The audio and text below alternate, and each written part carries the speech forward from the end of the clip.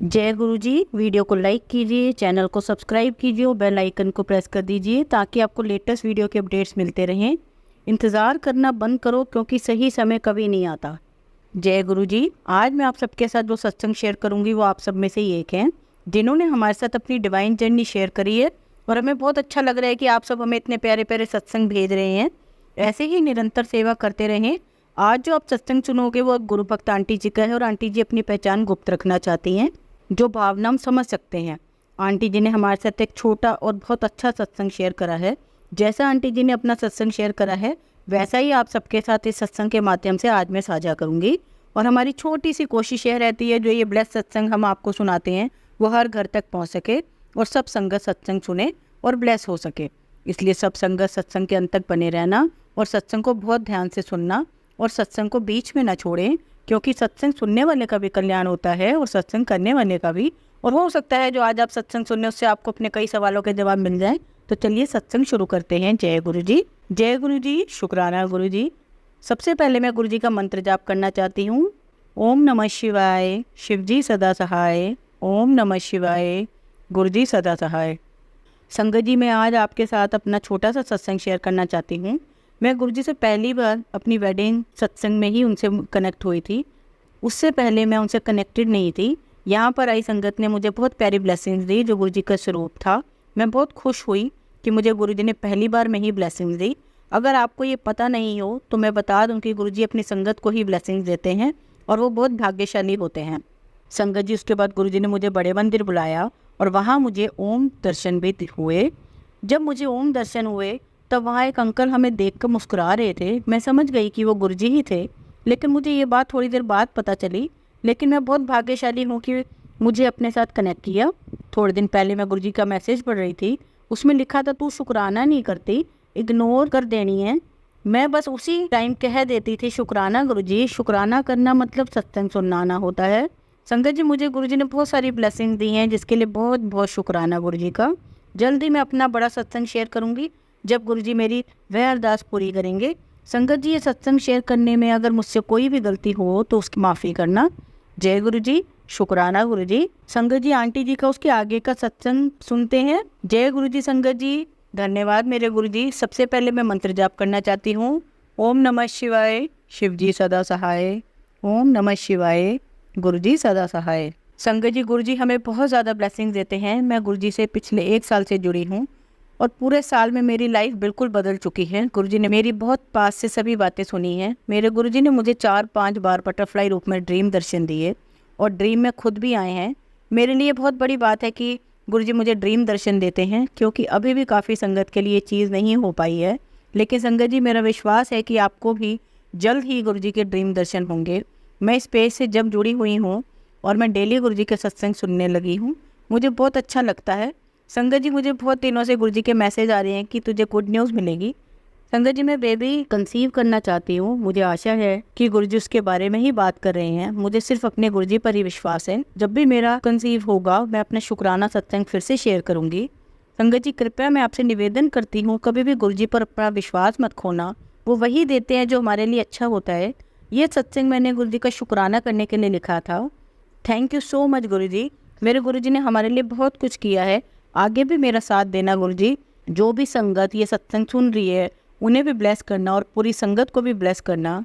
एक बार फिर से हम गुरुजी का मंत्र जाप करेंगे। जय गुरुजी। ओम नमः शिवाय, शिव जी सदा सहाय। ओम नमः शिवाय, गुरुजी सदा सहाय। धन्यवाद संगत जी। संगत जी, अब हम शिवांगी मल्होत्रा आंटी जी का सत्संग सुनेंगे। जय गुरुजी। शुक्राना मेरे मालिक। मुझे कल रात सपने में गुरुजी के दर्शन हुए। आज गुरुजी की इजाज़त से अपना सपना साझा कर रही हूँ। जो सपने की शुरुआत होती है, मेरे दोस्त और मेरे पापा हम गुरुजी से मिलने गए हैं। छोटा सा हॉल है, ज़्यादा बड़ा हॉल नहीं है, और कुछ लोग बैठे हैं लाइन में और हम भी लाइन में बैठे हैं और गुरुजी अपनी गद्दी पर बैठे हैं और मैं रोए जा रही हूँ। गुरुजी को देख के तो गुरुजी मुझे इशारा करते हैं और एक सेवादार अंकल को कहते हैं कि उन्होंने बोलो मेरे कोल आके रहें। तो सेवादार अंकल आते हैं और मुझे आगे गुरुजी के चरणों के पास बिठा देते हैं और गुरुजी के चरणों में माथा टेक के रोए जा रही हूँ। मैं इसे शब्दों में बयान नहीं कर सकती। वो एहसास कि जैसे मुझे मेरे भगवान मिल गए हों। गुरुजी ने भूरे रंग का चोला पहना हुआ है और काले रंग की जूती है। तो गुरुजी मुझे उठाते हैं और कहते हैं, उठ मेरी बेटी, साढ़े इत्थे बेटियां पाँव नहीं छुंदी। और फिर गुरुजी मेरे आंसू पोंछते हैं। गुरुजी चाय प्रसाद पी रहे हैं और हमें भी पिलाते हैं और सबको कहते हैं, आज से इसे मेरे पास आने से कोई नहीं रोकेगा, ये मेरी बेटी है। फिर मैं गुरुजी के लिए भूरे रंग की शॉल लेके आई हूँ, तो गुरुजी का उपयोग आशीर्वाद के रूप में मुझे वापस देते हैं और कहते हैं कि होए। मैं कहती हूँ, गुरुजी बहुत परेशान हूँ। तो गुरुजी कहते हैं कि तेरी 3 आते हैं, कुछ नहीं फिर भी परेशान होती रहती है। मैं हाँ ना। फिर कहते हैं, आज मैंने तुझे अपने बहुत करीब संगत में शामिल कर लिया है। फिर मेरे कान में कहते हैं, हम सब संगत अमृतसर जा रहे हैं, तुम सब ने चलना है। मेरे पापा को कहते हैं, हाँ जी मुकेश अंकल चलना है। फिर तो पापा कहते हैं, आप बोलो। गुरुजी फिर एक सेवादार अंकल को एक कॉपी पर 3 तारीखें लिख के देते हैं और कहते हैं कि ये सब संगत से पूछिए कि आओ कि कौन सी तारीख पर चलना है। तो 6 अक्टूबर को सब बोलते हैं। फिर गुरुजी मुझसे कहते हैं कि मैं कहती हूँ, गुरुजी आप मेरे साथ मेरी गड्डी में चलो, आप मेरे साथ आगे बढ़ना और मैं ड्राइव करूँगी। तो गुरुजी मुस्कुराए और बोले, गड्डी चला लेंगी। मैं कहती हूँ, आप साथ हो तो पता भी नहीं चलेगा कि हम कब पहुँचेंगे और फिर शाम का समय है। और फिर गुरुजी अपनी गद्दी से उठकर पंछियों को दाना डालते हुए फिर वापस आकर अपने हाथ धोते हैं और फिर एक कमरे में जाकर मुट्ठी भर सिक्के लेकर मेरे हाथ में रख देते हैं और कहते हैं, जा ऐश कर। और मेरे सिर पर आशीर्वाद देते हुए कहते हैं, कल्याण कित्ता। फिर कहते हैं, जाओ तुसी। और सब चले गए और गुरुजी एक कमरे में चले जाते हैं।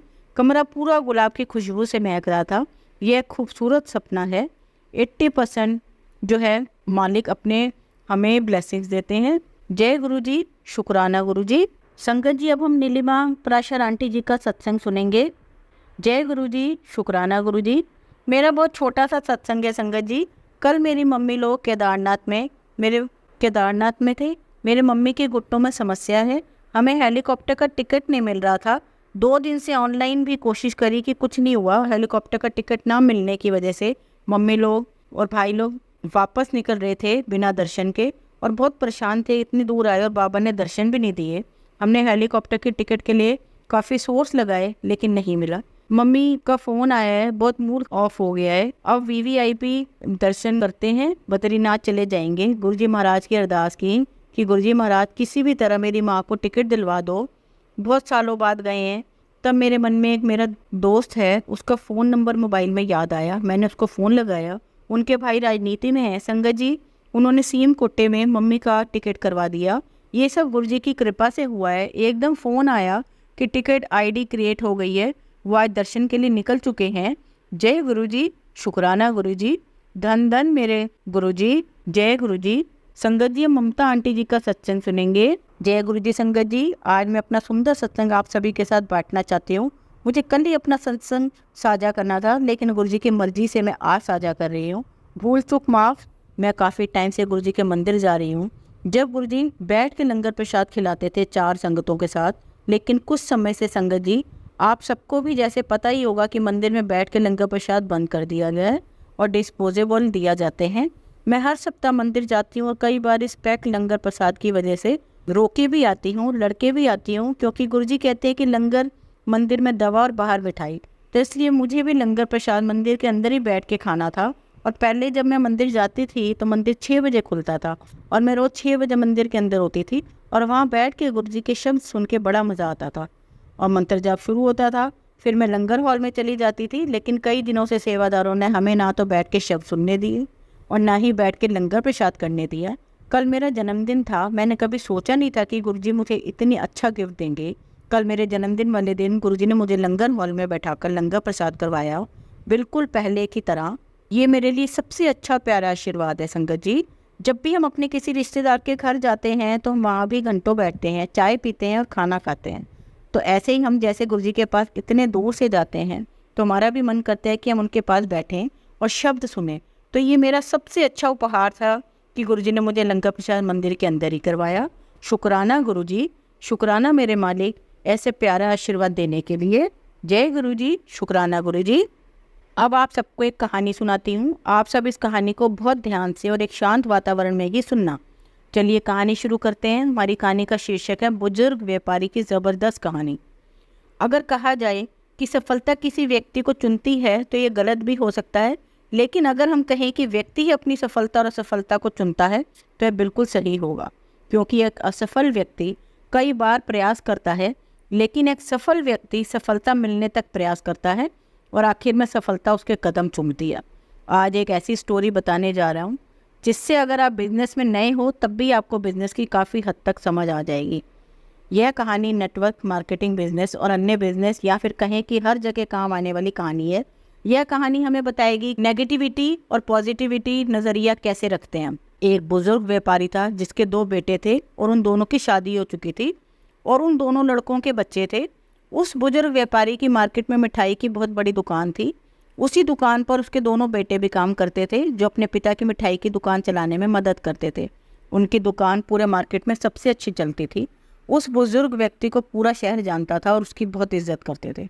एक समय की बात है, जब दिवाली का समय था, उस समय उसकी मिठाई की दुकान पर बहुत भीड़ रहती है क्योंकि सीज़न होता है। उनकी दुकान पर एक व्यक्ति आता है और उनसे मिठाई खरीद लेता है और जाने लगता है। तो वह बुजुर्ग व्यक्ति उस व्यक्ति से लड़ता है, साहब मिठाई के 500 रुपये तो दे दीजिए। वो आदमी बोलता है, पैसे तो दे दिए, और कितने चाहिए? बुजुर्ग व्यक्ति कहता है, साहब अभी आपने पैसे नहीं दिए। वो आदमी कहते हैं, अरे बुड्ढे पागल हो गया है क्या, तुझे पैसे दे तो दिए। और उसकी बहस होने लगती है और इतने में उस व्यक्ति को गुस्सा आ जाता है और वह उस बुजुर्ग व्यक्ति को एक थप्पड़ मार देता है। फिर वहाँ पर बहुत भीड़ लग जाती है तो वहाँ लोग इस मामले को रफा दफा कर देते हैं। बुजुर्ग व्यक्ति के दोनों बेटे अपने पिता को संभालते हैं, फिर अन्य ग्राहकों को सामान देने लगते हैं। धीरे धीरे रात हो जाती है, दोनों लड़के घर निकल जाते हैं और बुजुर्ग व्यक्ति थोड़ी देर और रुकता है। काफ़ी समय निकलने के बाद जब बुजुर्ग व्यक्ति अपने घर नहीं आता तो दोनों लड़कों को चिंता होने लगती है कि आज जो कुछ भी हुआ अच्छा नहीं हुआ, कहीं बाबूजी कुछ गलत कदम ना कर लें। लेकिन वह उन्हें ढूंढने के लिए निकल ही रहे थे, इतने में वह बुजुर्ग व्यक्ति आ जाता है। बेटा कहता है, कहाँ गए थे आप?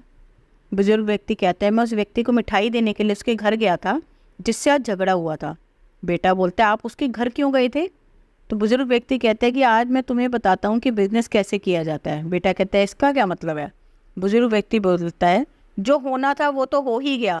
फिर मैं उसके घर गया और मैंने उससे बोला कि सर मेरी गलती थी, जब मैंने हिसाब मिलाया तो सब बराबर निकला। फिर मैंने उसे मिठाई दी और मैं वापस आ गया। बेटा कहता है, एक तो उसने मिठाई के पैसे भी नहीं दिए और आप उससे घर जाकर माफ़ी मांग कर आ रहे हैं। तो कहते हैं, तुमने बिज़नेस तो खोल लिया मगर तुमने बिज़नेस करना नहीं सीखा। अगर आज मैं उसके घर नहीं जाता तो वह दूसरी जगह से मिठाई खरीदता और पूरी मार्केट में हमारी बुराई करता, जिससे हमारी दुकान की वैल्यू गिरती। लेकिन अब वह हमारी बुराई नहीं करेगा और हमारे पास से ही मिठाई खरीदेगा। लेकिन हमारा जो नुकसान हुआ है उसका क्या? बेटा कहता है। बुजुर्ग व्यक्ति कहता है, उसको जो करना था उसने किया, लेकिन अब धीरे धीरे उससे पैसे कैसे निकालने हैं ये तो मुझे पता है। अब वो आएगा तो हमारे ही पास। इसे कहते हैं व्यापारी। चाहे कितनी भी बड़ी समस्या क्यों ना खड़ी हो जाए, लेकिन एक व्यापारी हमेशा अपना फ़ायदा ही देखता है। अब नैतिक शिक्षा जो हमें इस कहानी से मिलती है कि सबसे ज़्यादा जो अहम है उसके बारे में सोचना चाहिए। हमें अपनी सोच को सकारात्मक रखना चाहिए।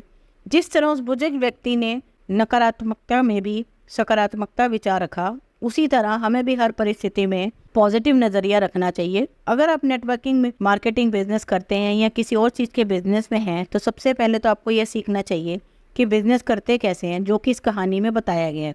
परिस्थिति कैसी भी हो, हमें अपने ग्राहक से अपना व्यवहार ख़राब नहीं करना चाहिए, क्योंकि कौन सा पेड़ कितनी गहराई रखता है ये हमें पता नहीं होता। इसलिए अपने ग्राहक के साथ अच्छा व्यवहार होना चाहिए। बिजनेस करने के लिए आपको सबसे ज़्यादा ज़रूरी है लोक व्यवहार।